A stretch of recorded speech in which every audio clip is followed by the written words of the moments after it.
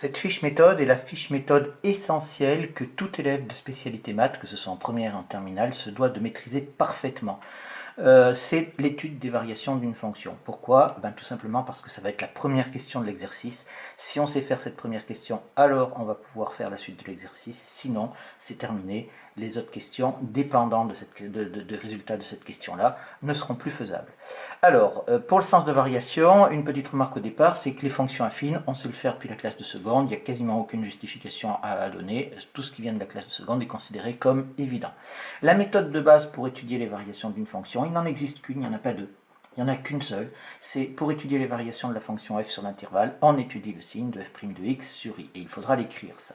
Après, il y a beaucoup d'étapes dans cette fiche méthode, mais chacune des étapes doit être maîtrisée parfaitement. La première, c'est justifier que la fonction f est dérivable. Ceci est exigible seulement en terminale. En première, on le verra un petit peu, mais pas trop. Et on écrit donc f est dérivable sur i comme produit de fonctions dérivables, ou somme de fonctions dérivables, ou quotient de fonctions dérivables à dénominateur non nul, ou composé de fonctions dérivables. Ça, il ne faudra pas se tromper et utiliser le bon terme de vocabulaire de façon à ne pas écrire n'importe quoi. Si vous avez une somme, vous parlez d'une somme. Si vous avez un produit, vous parlez d'un produit. Si vous marquez quotient et qu'en fait vous avez un produit, ça fait un petit peu désordre. La deuxième étape, bien entendu, il faut calculer f' de x. En classe de première, ça sera la première étape. Donc, il faut calculer f' de x. Pour cela, bien sûr, le prérequis absolument indispensable, c'est une connaissance parfaite des formules de dérivation. Attention, quand on entend par parfait, ça veut dire que vous devez les savoir sur le bout des doigts, non seulement les savoir apprises par cœur, mais savoir les utiliser dans toutes les situations possibles. Ce qui signifie que vous avez fait des tonnes d'exercices d'entraînement, des exercices simples d'entraînement, de dérivés, vous devez en avoir fait au moins une centaine. Donc les conseils ici de dérivation, on utilise toujours la forme donnée dans l'énoncé parce que c'est la plus pratique et c'est celle qui va convenir le mieux au déroulement du reste de l'exercice. Si on modifie la forme de l'écriture de la fonction, on risque de tomber sur quelque chose de moins lisible et de ne pas voir les solutions des questions suivantes. Donc utilisez bien la forme qui est donnée dans l'énoncé. Et pour pouvoir l'utiliser, il faut bien entendu avoir une connaissance parfaite des formules. Pensez à utiliser cette formule, on l'utilise pas beaucoup en classe de première, mais elle est très utile aussi. Et il y en a une que j'ai pas mentionnée, c'est la formule U fois V aussi qu'on utilise très peu en classe de première. Et il faudra apprendre à l'utiliser. Dans toutes les formules, quand vous avez du U ou du V, ça contient obligatoirement des X. S'il n'y a pas de X, c'est une constante multiplicative. On verra ça dans les exercices types. La troisième étape, une fois qu'on a calculé f' de x, on est dans une étude de signe. On a bien dit, on étudie le signe de f' de x sur l'intervalle.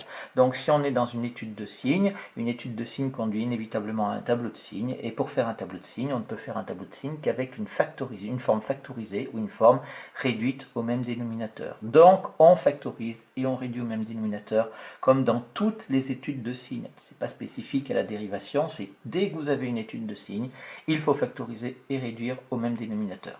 Comme facteur dans votre factorisation, il doit rester que des fonctions affines ou des trinômes de second degré ou des choses très simples comme ça. Donc voilà, on verra ça aussi dans l'exercice.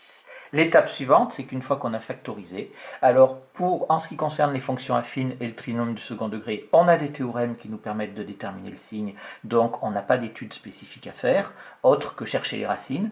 Ça c'est valable pour les polynômes, parce qu'on sait utiliser des théorèmes sur les polynômes. Autrement, pour les petits facteurs simples comme ça, on va résoudre des inéquations. Attention, je dis bien des inéquations et pas des équations. D'accord? Donc, on verra ça aussi dans l'exercice type. Comment est-ce qu'on fait? Attention, ça c'est très important, c'est une grossière erreur qu'on retrouve très souvent. On ne résout jamais f' de x est égal à 0. Si vous résolvez f' de x égale à 0, ça vous indique où sont les zéros, c'est-à-dire pour quelle valeur la fonction dérivée s'annule. Mais ça ne vous indique jamais où est-ce que sont les plus et les moins, quand est-ce que la dérivée est positive ou négative. Donc on ne résout jamais une équation, d'accord? Ni des équations du style égal à 0, ni f' de x égale à 0, jamais. Sauf si, évidemment, si on vous le demande dans l'énoncé. Donc on résout jamais les équations, seulement des inéquations. Et la dernière étape de notre méthode, c'est qu'on construit le tableau de signes de f' de x et on en déduit le tableau de variation avec le théorème que l'on connaît, qui est le théorème fondamental d'étude des variations d'une fonction. Et les deux tableaux sont groupés bien sûr en un seul et ce tableau fera office de conclusion. Attention à une précision. Dans le tableau, très souvent, on voit des élèves qui suppriment, qui ne mettent pas des facteurs parce que c'est évident, etc. Prenez l'habitude de mettre tous les facteurs, parce que si jamais un jour vous avez besoin d'un facteur qui paraissait évident, mais qui en fait ne l'est pas tant que ça, eh bien il vous manquera. Donc prenez l'habitude de les mettre tous, ça vous fait faire une ligne supplémentaire, c'est pas bien grave et ça ne va pas vous prendre beaucoup de temps. Alors, on va voir maintenant deux exercices types qui vont nous permettre un petit peu de mettre en image cette méthode. Donc, je prends la première fonction qui est définie sur R étoile par f de x égale 2x plus 2 sur x. Première étape, je vais dire donc que f est dérivable sur R étoile. Ça, c'est la rédaction, il faut l'écrire sur R étoile comme somme de fonctions dérivables. Alors, somme de fonctions dérivables, pourquoi je mets somme et que je ne mets pas autre chose de fonctions dérivables? Parce que je reconnais ici mes fonctions de référence. 2x, c'est une fonction affine. 2 sur x, c'est ma fonction inverse multipliée par 2. Ça, c'est donc la première chose, c'est fait. La deuxième chose, on écrit maintenant la méthode pour étudier les variations de f. Les variations de f. On étudie le signe de f' de x. Le signe de f' de x. Évitez les phrases du style on fait telle chose, non, on ne fabrique rien en mathématiques. On étudie des choses, mais on ne fabrique rien. Donc pour étudier les variations de f, on étudie le signe de f' de x. Quand on calcule f' de x, ici il va falloir être précis, on calcule f' de x pour tous les x de l'ensemble de définition. Et on va avoir ici pour tout x appartenant à R étoile, donc ça il va falloir le marquer, c'est ce qu'on appelle l'utilisation des quantificateurs. Et bien pour tout x appartenant à R, je vais pouvoir calculer f' de x. f' de x est égal à la dérivée de 2x, c'est 2, plus la dérivée de 2 sur x, c'est 2 fois moins 1 sur x au carré. Alors, ici, je précise une petite chose, c'est que ici, pourquoi? Parce que je prends 2 sur x qui est égal à 2 fois 1 sur x. C'est ce que je vous disais, je ne vais pas utiliser u sur v parce que c'est hors de propos, c'est une fonction de référence. En fait, c'est la fonction inverse qui est multipliée par 2. Donc ici, il n'y a absolument aucune formule, ce sont des fonctions de référence. Il faut bien utiliser cette chose-là, la décomposition des fractions, c'est très utile, et là c'est absolument indispensable lorsque vous faites les calculs de dérivée. Et vous voyez que le 2 qui était en haut, eh bien ici c'est une constante multiplicative, d'accord, constante multiplicative. Constante multiplicative, bien sûr, tout le monde comprend pourquoi on utilise ce mot-là. On continue, ça nous fait donc est égal ici, donc à 2 moins 2 sur x au carré. Alors bien évidemment, comme vous avez l'habitude, vous pouvez passer directement à cette ligne-là. Maintenant qu'on en est là, je vous rappelle qu'il faut maintenant, ça ce n'est pas exploitable pour étudier le signe de la dérivée, parce que c'est une somme, on ne sait étudier le signe que des produits ou le signe d'un quotient. Donc il faut réduire au même dénominateur, donc on met tout sur x au carré, et ça va me faire donc 2x au carré moins 2. Et maintenant, j'ai un trinôme du second degré en haut. En bas, j'ai aussi un trinôme du second degré. J'ai même mieux, j'ai x au carré, c'est une fonction de référence, donc on la connaît par cœur. Et donc, il n'y a pas de problème, je vais étudier le signe de chacun des facteurs. Ici, je n'ai pas d'inéquation à résoudre parce que j'ai des choses qu'on a étudiées en classe de première et en classe de seconde. Donc, je vais dire maintenant pour 2x au carré moins 2. On va calculer donc delta, puisque c'est un trinôme du second degré. Il y a une autre façon de faire, ici c'est très simple, donc si vous voulez le faire autrement, vous connaissez la méthode, mais je vous mets la méthode habituelle qui est sans risque et qui marche tout le temps. Delta égale, etc., on calcule, on obtient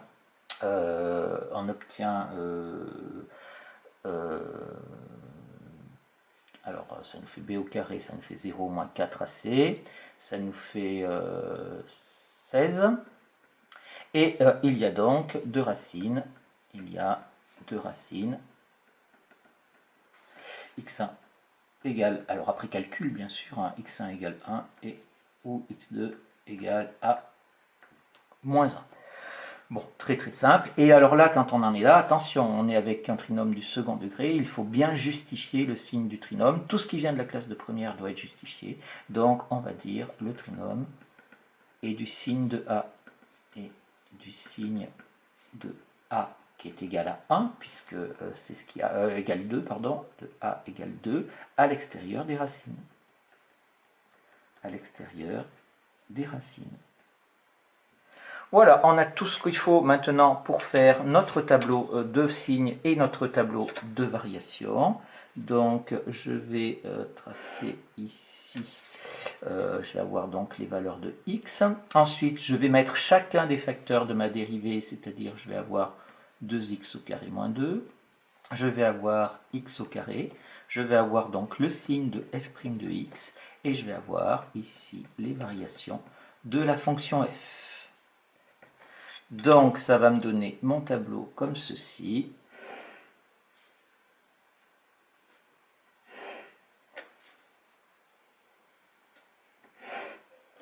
Voilà, et je vais avoir donc les variations de la fonction f. C'est toujours un peu plus grand.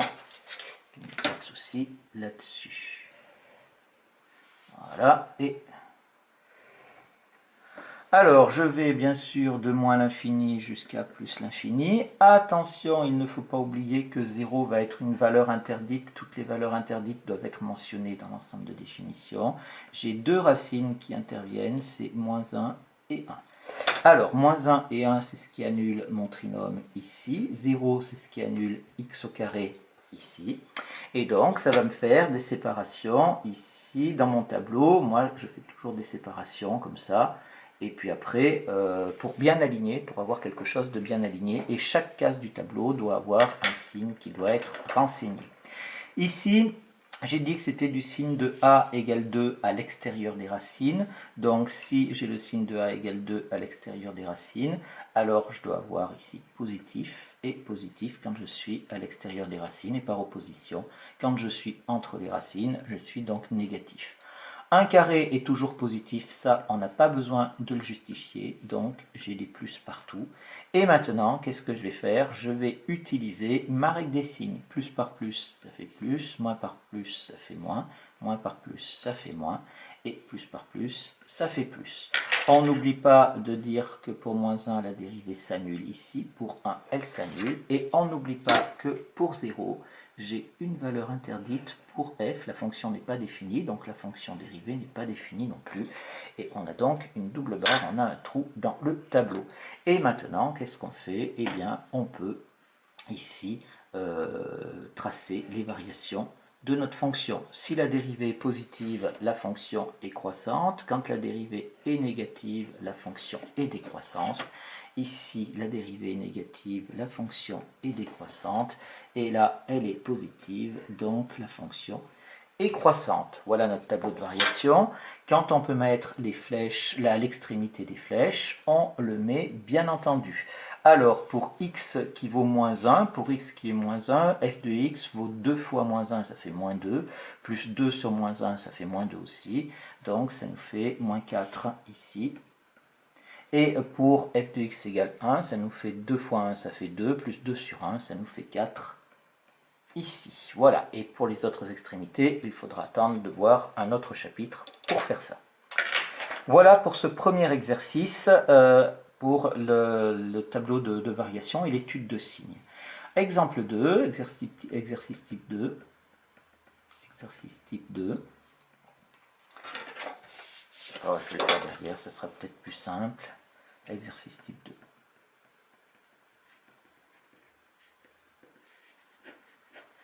Étudier les variations. Étudier les variations de la fonction f définie sur R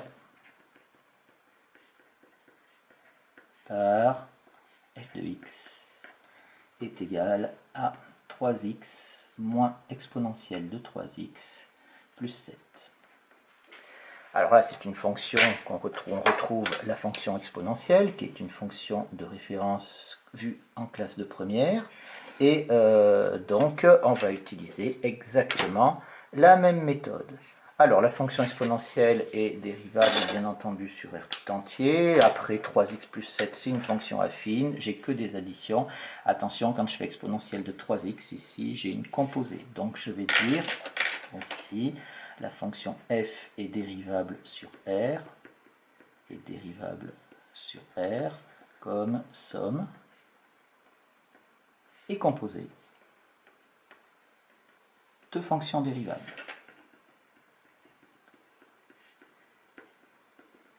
Pour la composer, hein, c'est vraiment un mot qui est exigible en terminale aussi, en classe de première, on s'en passera. Donc f est dérivable sur R comme somme est composée de fonctions dérivables.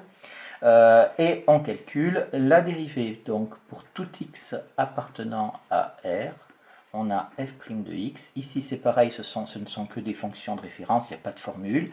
Donc sauf pour l'exponentielle, on va voir la dérivée de 3x c'est 3. Et la dérivée de l'exponentielle de 3x c'est moins 3 exponentielle de 3x. Je rappelle la formule vue en classe de première, la dérivée de l'exponentielle de ax plus b. Ici, c'est égal à a exponentielle de ax plus b. C'est ça qui me permet de trouver 3 exponentielles de 3x. J'ai donc ma fonction dérivée. Il faut maintenant que je passe à la factorisation, etc. Alors là, la factorisation, il n'y a pas de x, donc je pourrais mettre 3 en facteur, mais ça ne va pas avancer à grand chose. Donc je vais le laisser comme ça, et j'obtiens bien ici un facteur qui est simple, qui est du type a exponentielle de x plus b. Donc ça va. Donc si je veux maintenant étudier cette chose-là, eh bien je ne vais pas résoudre f' de x égale à 0. Ça, on ne le fait jamais, jamais, jamais. On va résoudre une inéquation. Donc maintenant, qu'est-ce qu'on fait? On résout, attention, on résout avec un t, on résout 3 moins 3 exponentielle de 3x. Alors, on cherche le signe, donc moi, je vais résoudre supérieur à 0. D'accord, supérieur à 0. Alors, comment ça se lit? Ça pourrait se lire 3 moins 3 exponentielle de 3x est supérieur à 0. Moi, je ne le lis pas comme ça. Je dis, on met un signe plus dans le tableau. On met un signe plus dans le tableau de signes. Et c'est ça en fait, hein, dans le tableau de signes. Quand, point de suspension. Donc voilà comment est-ce que ça se lit. Ça, je cherche quand est-ce que c'est positif, c'est-à-dire que je cherche quand est-ce que je vais mettre un signe plus dans le tableau. Par déduction, si je sais où sont les signes plus, je saurai où sont également les signes moins, et je saurai aussi où sont les zéros, inévitablement. Donc là, c'est équivalent à dire que ça fait donc moins 3 exponentielle de 3x est supérieur à moins 3, ce qui est équivalent à dire que exponentielle de 3x est supérieur à moins 3 sur moins 3, c'est-à-dire moins 3 sur moins 3 ici. Faites attention, vous voyez qu'en allant vite, je fais une petite erreur. On a divisé par un nombre qui est négatif, donc si on a divisé par un nombre qui est négatif, on change le sens de l'inégalité. Ce qui nous fait, je fais toutes les étapes, exponentielle de 3x est inférieur à 1, moins 3 sur moins 3, ça fait 1. Et ici, maintenant, on a une équation à résoudre avec les exponentielles. On sait que pour résoudre ça, il faut une exponentielle d'un côté et une exponentielle de l'autre. On a donc exponentielle de 3x est inférieure à exponentielle de 0, puisque c'est pareil, c'est une propriété de la fonction exponentielle. On sait que exponentielle de 0 est égale à 1. Ça, c'est une des valeurs remarquables de la fonction exponentielle qu'il ne faut jamais perdre de vue. C'est donc équivalent à dire maintenant, quand j'ai une exponentielle de a égale exponentielle de b, ça me fait donc 3x est inférieur à 0. La propriété, c'est ça. Si j'ai exponentielle de a est inférieur à exponentielle de b, ça c'est équivalent à dire que a est inférieur à b. Pourquoi? Parce que la fonction exponentielle est strictement croissante, donc elle conserve le sens des inégalités entre les images et les antécédents, et comme elle est strictement croissante, on a une équivalence. Et donc ça c'est équivalent à dire que x est négatif. Je peux maintenant passer à mon tableau de variation. Donc je vais avoir ici, sur R, je vais avoir les valeurs de x à cet endroit-là. Après, je vais avoir le signe de, directement ici de f' de x qui est égal à 3 moins 3 exponentielle de x, puisque je n'avais qu'un seul facteur, donc là je l'ai directement. Et je vais avoir également les variations de maintenant ma fonction f, variation de la fonction f. Voici, je prolonge un peu là. Alors ici, il n'y a pas de valeur interdite, donc je n'ai aucun problème. Ma fonction, elle va de moins l'infini jusqu'à plus l'infini, puisqu'elle est définie sur R. Et je vois que ici, j'ai une valeur qui apparaît dans mon étude, j'ai le 0 qui apparaît ici. J'ai donc 0 qui va être la valeur qui annule. Je vous rappelle que quand vous résolvez une inéquation, et c'est la même chose si vous mettiez un signe égal, vous obtiendrez exactement la même chose puisque les règles de transposition sont exactement les mêmes, que ce soit une équation ou une inéquation. Il y a juste les règles sur les inégalités qui nous font changer le signe à certains endroits quand on multiplie ou quand on divise par un nombre négatif. Et maintenant, comment est-ce que je remplis mes signes? Eh bien, c'est écrit, c'est-à-dire qu'ici, je mets un signe plus dans mon tableau pour 3 moins 3 exponentielle de 3x. Quand ça? Quand x est plus petit que 0. X plus petit que 0, on est de ce côté. J'ai donc mon plus qui est là et j'ai mon moins qui est là. Et maintenant, j'ai donc les variations de ma fonction. Je vais avoir ma fonction qui est ici croissante et là, ma fonction qui est décroissante puisque quand la dérivée est négative, la fonction est décroissante. Quand la dérivée est positive, la fonction est croissante. Et ici, je vais avoir f de 0. Alors, je vais vous montrer une astuce que vous pouvez utiliser dans les tableaux. Vous pouvez mettre f de 0 ici sans aucun problème. Et vous écrivez à côté du tableau f de 0 égale et vous donnez la valeur approchée à la calculatrice. Ça nous fait donc 3 fois 0 moins exponentielle de 0, ça nous fait moins 1 plus 7, ça nous fait égal à 6. D'accord? Ici, attention, une remarque qui est importante, que j'aurais pu mettre sur la fiche méthode, que je rajouterai. Attention, pas de valeur approchée, pas de valeur approchée, pas de valeur approchée dans un tableau de variation. Dans un tableau de variation. Ça c'est important. Si on a des valeurs, si on trouvait par exemple 2 tiers, on mettrait 2 tiers ici, ou alors on mettrait f de 0 et on mettrait la valeur approchée à côté du tableau, mais pas de valeur approchée.